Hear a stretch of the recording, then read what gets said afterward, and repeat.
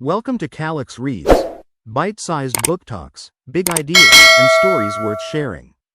Let's read. Books Sparkles. Some love stories don't begin with a choice.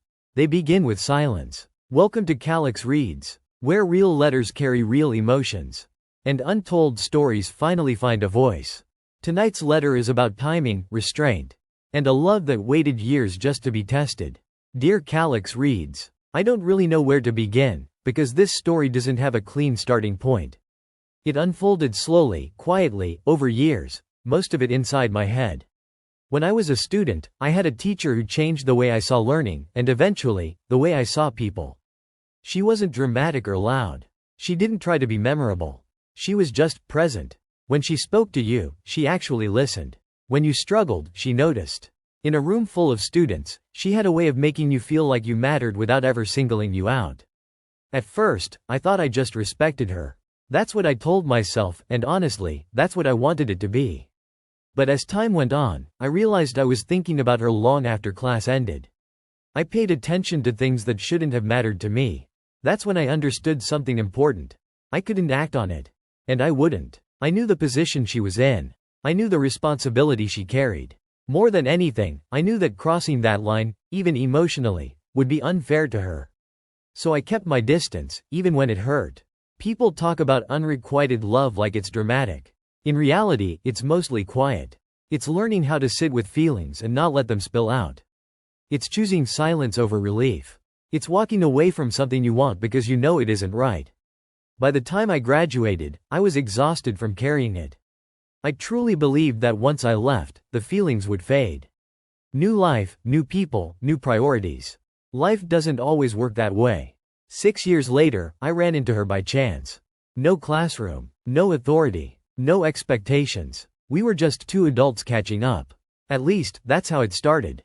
We talked about our lives, where we'd been, what we'd learned, the mistakes we'd made along the way. The conversations were easy, but honest. And somewhere in those conversations, something surfaced that neither of us had ever said out loud before. What I felt back then hadn't disappeared. And she admitted hers hadn't either. That was hard to hear, and comforting at the same time. This time, there were no rules against it. No ethical lines being crossed. On paper, everything was fine. But history doesn't disappear just because time has passed. We tried to build something, carefully at first. Some moments felt right. Like we were finally allowed to be honest. Other moments felt heavy. The age gap, the way we met, the years of restraint, it all followed us. We cared about each other deeply. But caring doesn't mean compatibility, and it doesn't erase fear. We broke up, then found our way back, then broke up again. Each time felt a little more final. Eventually, we reached a place where we had to admit that love alone wasn't enough to carry the weight of everything that came before it.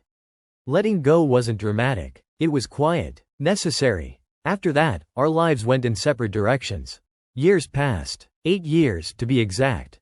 I heard she married an engineer, kind and steady. A man who loved her in ways I couldn't. They had a son. She named him Peter. I didn't know why until much later. What I didn't know then was how sick she had been. Chronic kidney disease. Severe. The kind that creeps in slowly, silently, until suddenly it owns your life. Hospital visits. Dialysis. Tiredness that words can't capture. Near the end, she asked her husband to find me.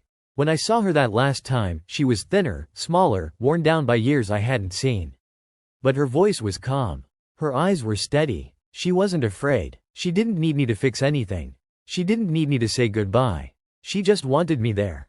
We talked about life, about her son, about choices, about what mattered and what didn't. She told me why she named her son Peter. She said some people never stay in your life, but they leave something permanent behind. They teach you who you are, without even realizing it. We didn't cry. We didn't touch. We just sat together and shared a moment that didn't need more. A moment that finally felt enough. I wrote this in my head over and over again, but now I'm writing it down. She died the next morning. I don't think of her with sadness. I think of her with gratitude. She taught me restraint, respect, and the truth that love isn't always about holding on to someone. Sometimes it's about letting them go. I don't regret loving her. I don't regret staying silent. I don't regret letting go. If you're listening to this, holding feelings you can't act on, I hope this shows you that doing the right thing matters, even when no one sees it. Sometimes the strongest love is the love you never act on. Sometimes the love that lasts is the love that shapes who you are. She didn't stay with me. But she stayed. In memory. In restraint. In the name she gave her son. In everything I learned from her. Peter. Some stories aren't measured by how long people stay. They're measured by the lessons they leave behind, by the lives they shape, quietly, in ways you only understand years later. Thank you for listening. This has been Calex Reads, where real stories are finally given a voice. Thank you for watching. Don't forget to like, share, and subscribe. See you on my next video.